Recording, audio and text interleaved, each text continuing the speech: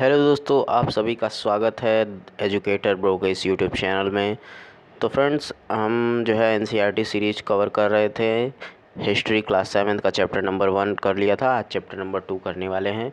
अगर आपने नहीं देखा है तो प्लेलिस्ट में जाके वीडियो को देख सकते हैं। चैनल को लाइक और सब्सक्राइब भी कर दें ताकि आगे आने वाली वीडियो भी आपको मिलती रहे। तो देखिए, दूसरा चैप्टर जो है राजा और उनके राज्य। 7वीं शताब्दी के बाद कई राजवंशों का उदय हुआ। राजवंश मतलब क्या होता है? राजाओं का वंश। ठीक है, एक राजा उसके बाद उसके वंश जो चलते हैं उसको राजवंश कहते हैं। मानचित्र 1 में उपमहाद्वीप के विभिन्न हिस्सों में 7वीं से 12वीं शताब्दी के बीच शासन करने वाले प्रमुख राजवंशों को दिखाया गया है। तो ये देखिए, ये मानचित्र 1 है, यानी ये मैप 1 है और इसमें 7वीं से 12वीं शताब्दी, ठीक है, 7वीं से 12वीं शताब्दी के बीच जो वंश जिस वंश ने शासन किया है भारत पे, उसका दिखाया गया है। आप देख सकते हैं, चहमान वंश है कन्नौज में। उसके बाद आपका यहाँ गुर्जर प्रतिहार वंश हैं। ठीक है, यहाँ राष्ट्रकूट हैं, तो पाल वंश हैं। ठीक है, तो आप देख सकते हैं यहाँ पे जो है अलग अलग वंश के जो है शासन दिखाया गया है।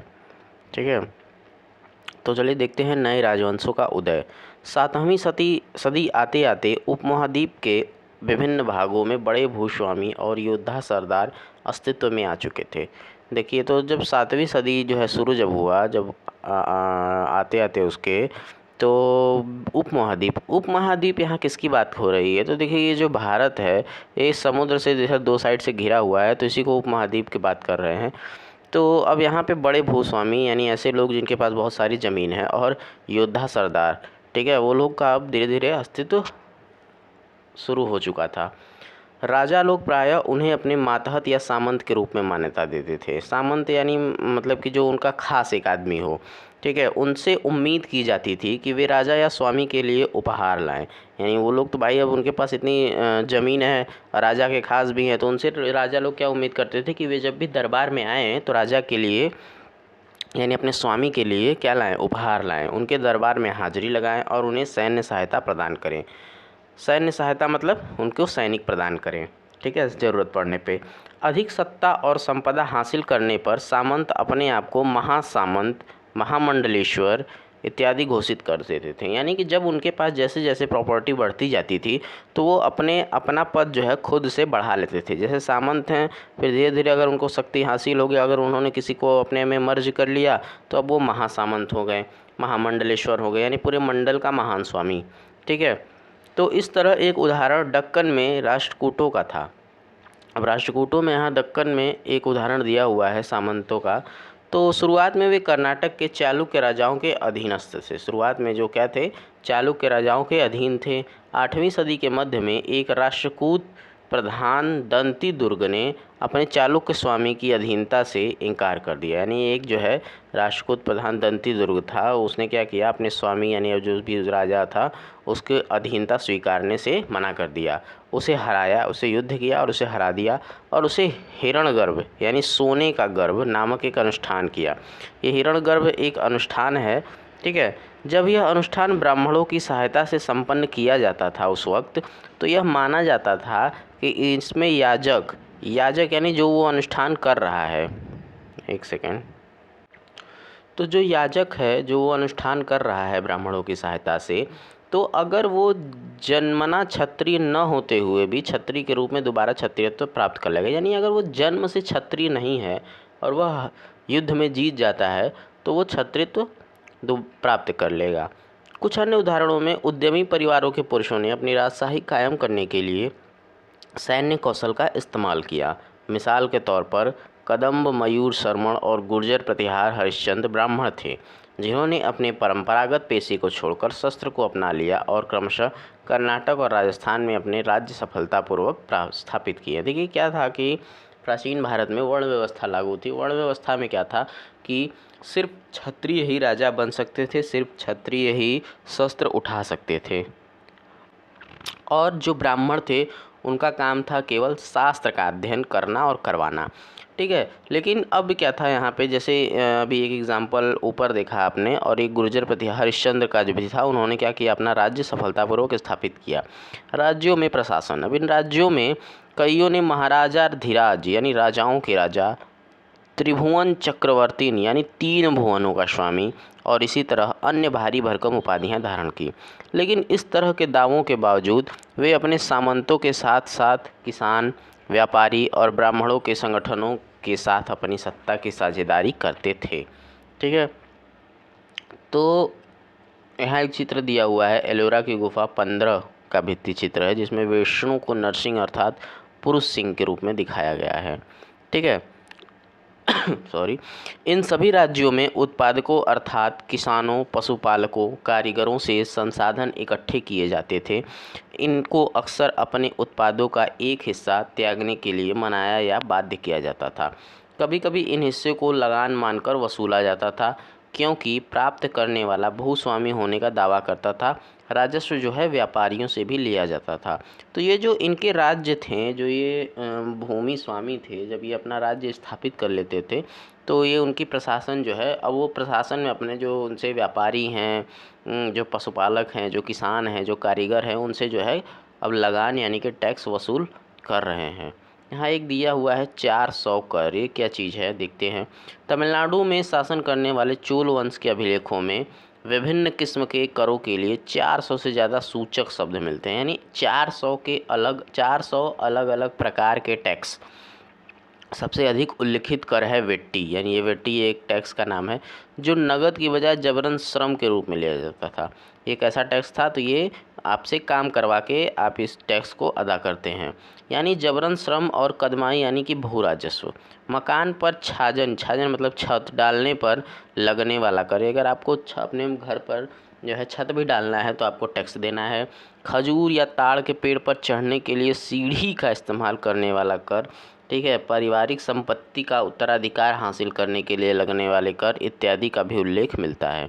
ठीक है, तो ये संसाधन जो है राजा की व्यवस्था का वित्तीय आधार बनते थे। वित्तीय आधार मतलब उनको ये फाइनेंशियल सपोर्ट जो है प्रोवाइड करवाते थे। साथ ही मंदिरों और दुर्गों के निर्माण में भी इस्तेमाल होते थे। संसाधन उन युद्धों को लड़ने में भी इस्तेमाल होते थे जिसमें लूट की शक्ल में धन मिलने तथा जमीन और व्यापारिक मार्गों के प्रयोग की संभावनाएं बनती थी। देखिए क्या था उस वक्त, केवल और केवल धन कमाने का जो है हर चीज़ स्रोत था, धन कमाने का। लूट, युद्ध भी ये लोग करते थे तो धन को ही लूट लेते थे। ठीक है, टैक्स में भी धन ही लेते थे। तो ये केवल और केवल लूटने का एक वो था, व्यवस्था थी। राजस्व वसूली के लिए पदाधिकारियों की नियुक्ति सामान्यतः प्रभावशाली परिवारों के बीच से ही की जाती थी। अब ये जो लोग टैक्स वसूल रहे हैं, ये लोग जो थे प्रभावशाली परिवारों से होते थे, ताकि जो है डरा धमका के ही टैक्स ले लें। और प्रायः वंशानुगत होते थे, यानी कि बाप भी करेगा, बेटा करेगा, उसका बेटा करेगा। कई बार राजा के निकट संबंधी ही इन ओहदों पर होते थे। अब चलिए देखते हैं प्रशस्तियाँ और भूमि अनुदान। प्रशस्तियों में ऐसे ब्यौरे होते थे जो शब्दशः सत्य नहीं भी हो सकते हैं। प्रशस्ति यानी वही हस्तलिखित जो अभिलेख होते थे, उनको प्रशस्ति कहा जाता था। लेकिन ये प्रशस्तियाँ हमें बताती हैं कि शासक खुद को कैसा दर्शाना चाहते थे। मिसाल के लिए सूरवीर, विजयी योद्धा के रूप में, यानी जब राजा प्रशस्ति लिखवाता था तो अपने आप को बहुत ही बढ़ा चढ़ाकर अपनी वीर गाथा लिखवाता था उसमें, जो अक्सर प्रशासन में मदद करते थे। ये कौन लिखता था, तो ये विद्वान ब्राह्मण लिखते थे जो, और विद्वान ब्राह्मण क्या करते थे, उनके प्रशासन में मदद भी करते थे, उनको नियम और कानून का जो है डायरेक्शन दिखाते थे। अब हम देखेंगे नागभट्ट की उपलब्धियाँ। नागभट्ट कौन है, तो कई शासकों ने प्रशस्तियों में अपनी उपलब्धियों का बखान किया है। आपने पिछले साल गुप्त शासक समुद्रगुप्त की प्रशस्ति के बारे में पढ़ा। संस्कृत में लिखी गई ग्वालियर यानी मध्य प्रदेश में पाई गई एक प्रशस्ति में प्रतिहार नरेश नागभट्ट के कामों का वर्णन इस प्रकार किया गया है। तो नागभट्ट के जो है कामों का वर्णन यहाँ पे दिया हुआ है।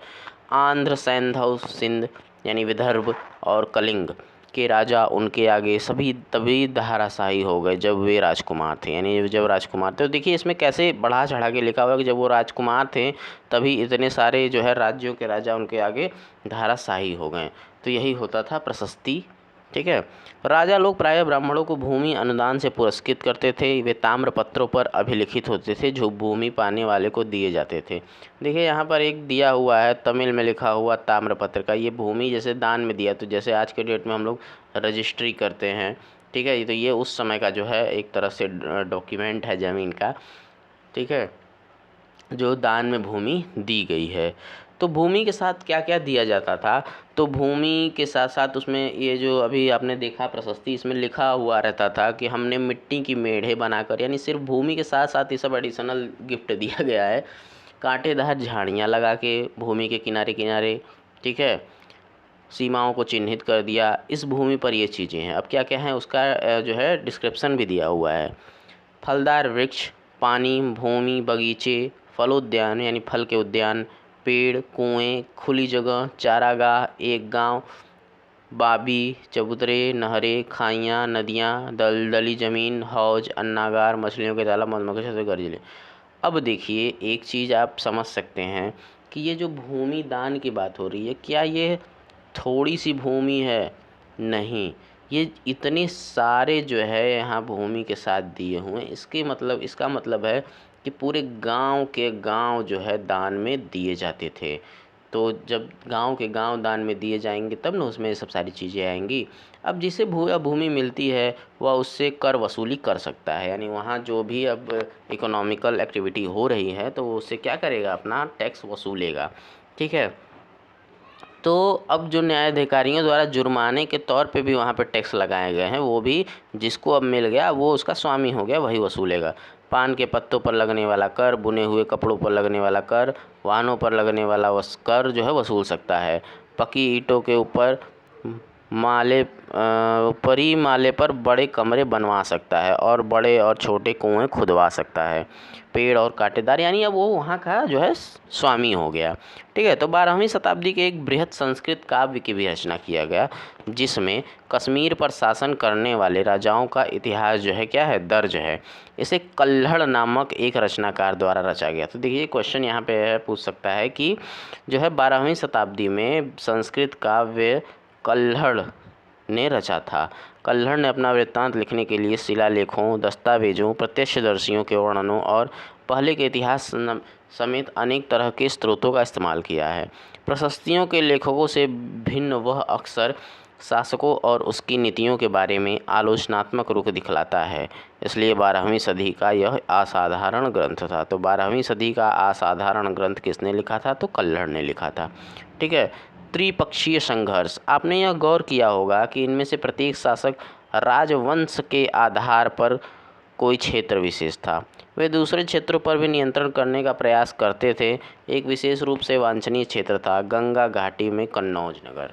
अब गंगा घाटी जो कन्नौज जो है आज के उत्तर प्रदेश में है। तो गुर्जर, प्रतिहार, राष्ट्रकूट और पाल वंशों के शासक सदियों तक कन्नौज के ऊपर नियंत्रण को लेकर आपस में लड़ते रहे। चूँकि इस लंबी चली लड़ाई में 3 पक्ष थे, इसलिए इतिहासकारों ने प्रायः इसकी चर्चा त्रिपक्षीय संघर्ष के रूप में की। अब ये त्रिपक्षीय संघर्ष क्या है? तो ये कन्नौज, गुर्जर, प्रतिहार, राष्ट्रकूट और पाल वंश जो शासक थे वो कन्नौज के ऊपर जो नियंत्रण को लेकर लड़ते रहते थे। इसमें 3 पक्ष थे। कौन कौन थे? गुर्जर, प्रतिहार, राष्ट्रकूट और पाल वंश। ठीक है, इसलिए त्रिपक्षीय संघर्ष कहते हैं। शासकों ने बड़े मंदिरों का निर्माण करवा कर भी अपनी सत्ता और संसाधनों का प्रदर्शन करने का प्रयास किया। इसलिए जब वे एक दूसरे के राज्यों पर आक्रमण करते थे तो मंदिरों को भी अपना निशाना बनवाते थे, जो कभी कभी बहुत अधिक। देखिए मंदिर का क्या सीन है, तो मंदिर, अब ये शासक क्या करते थे, अगर इनके पास थोड़ी ज़्यादा पावर आ गई और ज़्यादा पैसा आ गया तो ये क्या करवाते थे, मंदिर का निर्माण करवाते थे और बहुत अच्छी अच्छी, बहुत विशाल विशाल और बहुत एंटीक मंदिर का निर्माण कराते थे। इससे इनके पावर का पता चलता था। अब जो कोई अन्य जो है राजा आक्रमण करता था तो अब जो उसके पावर का, जो उसके शक्ति का प्रतीक चिन्ह है, तो पहले तो उसे ही तो ध्वस्त करेगा। यही कारण है कि मंदिरों का निर्माण भी होता गया और यही कारण है कि मंदिर ध्वस्त भी होते चले गए। ठीक है, तो अफ़गानिस्तान के गजनी का महमूद, यानी जिसे हम मोहम्मद गजनवी के नाम से जानते हैं। ठीक है, तो अफ़गानिस्तान के गजनी का महमूद ऐसा ही शासक है जिसे धार्मिक पूर्वाग्रह से प्रेरित हो उपमहाद्वीप यानी भारत पर 17 बार, यानी 1000 से लेकर 1025 साल में उसने 17 बार हमला किया। उसका निशाना थे संपन्न मंदिर, जिनमें गुजरात का सोमनाथ मंदिर भी शामिल था। कहा जाता है कि सोमनाथ मंदिर को उसने 16 बार लूटा था। ठीक है, महमूद जो धन उठाकर ले गया उसका बहुत बड़ा हिस्सा गजनी में एक वैभवशाली राजधानी के निर्माण में खर्च कर दिया। युद्ध करने वाले दूसरे राजाओं में चाहमान भी थे, जो बाद में चौहान के रूप में जाने गए। वे दिल्ली और अजमेर के आसपास के क्षेत्र में शासन करते थे। उन्होंने पश्चिम और पूरब की ओर अपने नियंत्रण क्षेत्र का विस्तार करना चाहा, जहां उन्हें गुजरात के चालुक्यों और पश्चिमी उत्तर प्रदेश के गढ़वालों से टक्कर लेना पड़ा। तो चाहमान शासक पृथ्वीराज तृतीय यानी जो चौहान है, जो पृथ्वीराज चौहान की बात आती है, तो जिसने सुल्तान मोहम्मद गौरी नामक तुर्क शासक को 1191 में हराया, लेकिन दूसरे ही साल 1192 में उसके हाथों हार गया। ठीक है, तो पृथ्वीराज चौहान ने मोहम्मद गौरी को कब हराया? 1191 में हराया, और अगले साल 1192 में मोहम्मद गौरी ने पृथ्वीराज चौहान को हरा दिया। तो चोल राज्य नज़दीक से एक नज़र देखते हैं। उदयपुर से तंजावुर तक चोल वंश सत्ता में कैसे आया? कावेरी डेल्टा में मुट्टरियार नाम के प्रसिद्ध एक छोटे से मुखिया परिवार की सत्ता थी। गांव में मुखिया परिवार, जो मुखिया होता है उसी की सत्ता होती है, तो यही मुट्टरियार नाम से प्रसिद्ध एक छोटे से मुखिया परिवार की सत्ता थी। वे कांचीपुरम के पल्लव राजाओं के मातहत थे। कांचीपुरम के जो पल्लव राजा थे उनके वो खास थे, यानी मातहत थे, यानी सामंत थे। उरैयार के चोल वंशी प्राचीन मुखिया परिवार के विजयालय ने 9वीं सदी के मध्य में मुट्टरियारों को हराकर इस डेल्टा पर कब्जा जमाया। उसने वहाँ तंजावुर शहर और निशुंभ सूदनी देवी का मंदिर बनवाया। तो जो मुखिया परिवार था उसने जो है कांचीपुरम के पल्लव राजा के वो मातहत थे। उरैयार के चोलवंशी प्राचीन मुखिया परिवार के विजयालय ने 9वीं सदी में जो है मुट्टरियारों को हरा दिया और इस डेल्टा पर जो है कब्जा जमा लिया और वहाँ क्या स्थापना की? तंजावुर शहर और निशुंभ सूदनी देवी का मंदिर जो है बनवाया। ये एक मैप दिया हुआ है चोल राज्य और उसके पड़ोसी के बारे में। ठीक है, तो देखिए ये जो रेड रेड रेड देख रहे हैं आप, ये जो है चोल राज्य का इलाका है। ठीक, तो विजयालय के उत्तराधिकारियों ने पड़ोसी इलाकों को जीता और उसका राज्य अपने क्षेत्रफल तथा शक्ति दोनों रूपों में बढ़ता गया। दक्षिण और उत्तर के पांड्यन और पल्लव के इस इलाके इस राज्य का हिस्सा बना लिए गए। ठीक है, राजराज प्रथम जो सबसे शक्तिशाली चोल शासक माना जाता है, तो राजराज प्रथम ने क्या किया? 985 में राजा बना और उसी ने इनमें से ज़्यादातर क्षेत्रों पर अपने नियंत्रण का विस्तार किया। उसने साम्राज्य के प्रशासन का भी पुनर्गठन किया। राजराज के पुत्र राजेंद्र प्रथम ने उनकी नीतियों को जारी रखा और उसने गंगा घाटी, श्रीलंका तथा दक्षिण पूर्व एशिया के देशों पर हमला भी किया। इन अभियानों के लिए उसने एक जल सेना भी बनाई। किसने? राजराज प्रथम ने।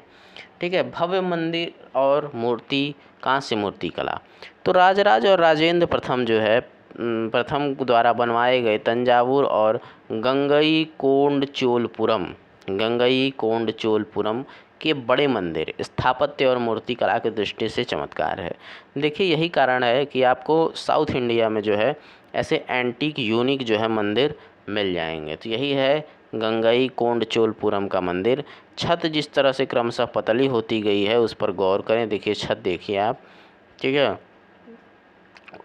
बाहरी दीवारों को सजाने के लिए पत्थर की जो प्रतिमाएं अलंकृत की गई है उन्हें भी देखिए, यानी बहुत ज़्यादा डिज़ाइन जिस पे बना हुआ है। चोल मंदिर अक्सर अपने आसपास विकसित होने वाली बस्तियों के केंद्र बन गए। ये शिल्प उत्पादन के केंद्र थे। चोल में क्या उत्पादन होता था? तो शिल्प उत्पादन होता था। ये मंदिर शासकों और अन्य लोगों द्वारा दी गई भूमि से भी संपन्न हो गए। भूमि को क्या मिलता था दान में? मंदिर को जो है दान में भूमि मिलती थी। इस भूमि की उपज से उन सारे विशेषज्ञों का निर्वाह करने में खर्च होती थी जो मंदिर के आसपास रहते और उसके लिए काम करते थे। पुरोहित, मालाकार, बावर्ची, मेहतर, संगीतकार, नर्तक, ये लोग कहाँ से अपना भरण पोषण करते थे? तो जो दान में जो भूमि मिलती थी या जो दान में चीज़ें मिलती थी उससे अपना भरण पोषण करते थे। ठीक है, दूसरे शब्दों में मंदिर सिर्फ पूजा आराधना का स्थान ही नहीं बल्कि आर्थिक, सामाजिक और सांस्कृतिक जीवन का केंद्र भी हो गया था।